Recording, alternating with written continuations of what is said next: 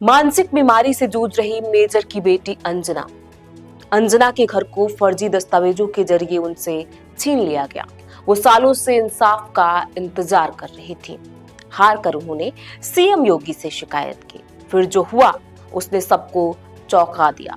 24 घंटे के भीतर दर दर भटक रही अंजना को उनका आसियाना मिल गया।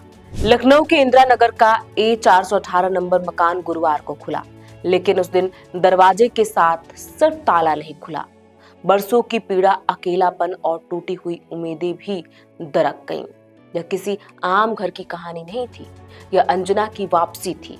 एक ऐसी औरत की जिसने जिंदगी से बार बार हारने की वजह पाई, लेकिन कभी हार मानना नहीं सीखा।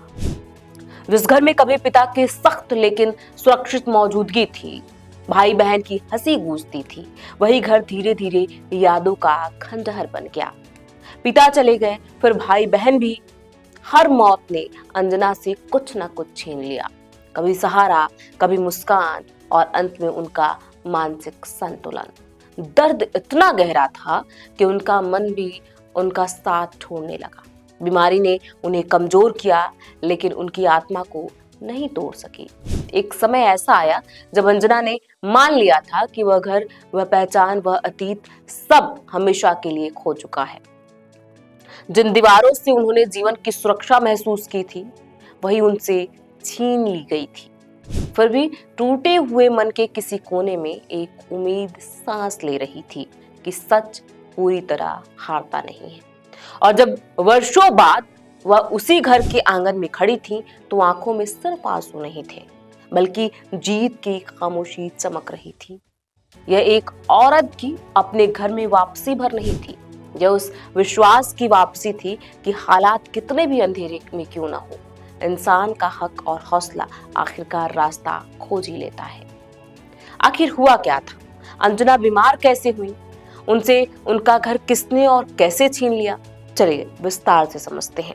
नमस्कार, मैं हूं प्रियांशी और आप देख रहे हैं नवभारत लाइव। 1 जनवरी 2026 वो दिन जब लखनऊ के इंदिरा नगर का A418 नंबर मकान खोला गया। लेकिन ये सिर्फ एक घर के ताले खुलने की कहानी नहीं है, यह उस महिला की वापसी है जिसने पिता, भाई बहन और फिर अपना मानसिक संतुलन खोने के बाद भी अपने हक की उम्मीद नहीं छोड़ी थी। वर्षों बाद अंजना अपने उसी घर में खड़ी थी जिसे कुछ समय पहले तक वह हमेशा के लिए खो चुकी मान रही थी। अंजना के पिता स्वर्गीय विपिन चंद्र भट्ट भारतीय सेना में मेजर थे। देश की सेवा के दौरान उन्होंने लखनऊ के इंदिरा नगर में A418 नंबर का एक मकान बनवाया था। यही मकान कभी इस परिवार की पहचान हुआ करता था। साल 1994 में मेजर भट्ट का निधन हुआ। इस वक्त परिवार में बेटा और 2 बेटियां थी। समय के साथ हालात बदलते गए। बेटे और एक बेटी की असमय मौत ने परिवार को भीतर से तोड़ दिया। अकेली बची अंजना। लगातार आघातों ने उनके मानसिक स्वास्थ्य को प्रभावित किया और धीरे धीरे उन्हें सिजोफ्रेनिया जैसी गंभीर बीमारी ने घेर लिया। साल 2016 में हालत बिगड़ने पर अंजना को नरवाड़ रिहैब सेंटर में भर्ती कराया गया। इलाज शुरू हुआ, लेकिन इसी दौर में उनके जीवन की सबसे बड़ी साजिश रची जा रही थी। जिस घर को उन्होंने कभी सुरक्षित ठिकाना माना था, वही निशाने पर आ गया। जांच में सामने आया कि बलवंत कुमार यादव और मनोज कुमार यादव ने अंजना की बीमारी और अकेलेपन का फायदा उठाया। फर्जी दस्तावेजें तैयार कर मकान पर कब्जे की तैयारी की गई। धीरे धीरे घर पर बाहरी लोगों का आना जाना बढ़ा और एक दिन मकान पर किसी और का नाम लिखा बोर्ड लग गया। अंजना को जब इसकी जानकारी मिली तो यह उनके लिए किसी झटके से कम नहीं था। जिस घर से उनका बचपन, परिवार और पहचान जुड़ा था, वह उनसे छीना जा चुका था, वो भी कागजों की चालबाजी से। With the help of Revan's absent, Dhapola uncle, Rani ma'am, Dubey bhaiya and army cantonment high officials, I have come back to my house. I unfortunately lost my parents and brothers some time ago. I was living alone. Dhapola uncle helped me. He's a very good, decent person. God bless him.